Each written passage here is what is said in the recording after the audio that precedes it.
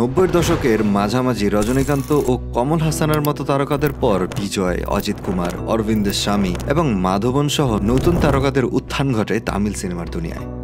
এই তারকাদের ভিড়ে আরও একজন ছিলেন যার ক্যারিয়ারের শুরুটা হয়েছিল দারুণ, কিন্তু ভাগ্যের ফেরে তিনি হারিয়ে যান লাইমলাইটের আলো থেকে। কে এই অভিনেতা জেনে নেওয়া যাক। এই অভিনেতা আর কেউ নন আব্বাস। পশ্চিমবঙ্গের হাওড়ায় জন্ম হয়েছিল মির্জা আব্বাস আলীর।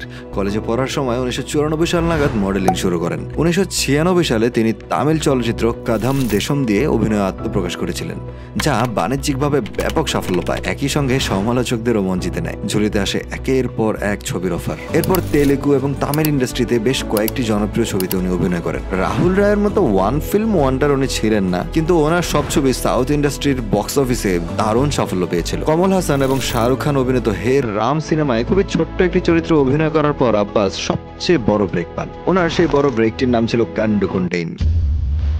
2002 সালে মুক্তিপ্রাপ্ত অংশ ছবির মাধ্যমে বলিউডেও পা রাখেন তিনি, কিন্তু সেটি বক্স অফিসে খুব একটা সাফল্য পায়নি। আমরা দেখেছি যে সাউথ ইন্ডাস্ট্রির অনেক বড় বড় রাঘব বোয়ালের ছবিও বলিউডে ফ্লপ হয়েছিল। আসলে ইন্ডাস্ট্রিটাই একটু আলাদা। 2006 সালের দিকে আব্বাসের কেরিয়ার হঠাৎ থমকে যায়। হিন্দি সিনেমায় অভিনয়ের জন্য তিনি বেশ কয়েকটি তামিল চলচ্চিত্র ছেড়েছিলেন।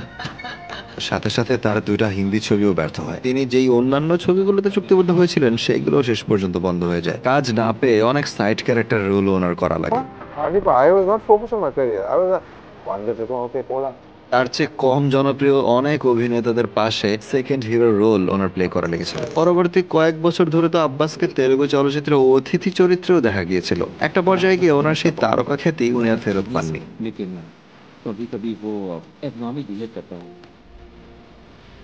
কয়েক বছর পর ইউটিউব চ্যানেল রেড নুলের সঙ্গে কথা বলার সময় তিনি জানান ওই সময় অভিনয় নিয়ে অসন্তুষ্ট ছিলেন উনি, তাই সব ছেড়ে নিউজিল্যান্ডে চলে যান। 2015 সালে আব্বাস নিউজিল্যান্ডে পৌঁছেছিলেন নতুন জীবন গড়ার আশা নিয়ে। তবে সমস্ত অর্থ নিঃশেষ হয়ে যাওয়ার পর বিপাকে পড়তে হয় এই তারকাকে। 2022 সালে একটি সাক্ষাৎকারে তিনি বলেন, একটি নির্মাণ সাইটে কাজ করার থেকে শুরু করে বছরের পর বছর ধরে একটি পেট্রোল পাম্পে উনি কাজ করেছিলেন। অবশেষে মোটিভেশনাল স্পিকার হয়ে ওঠেন আব্বাস।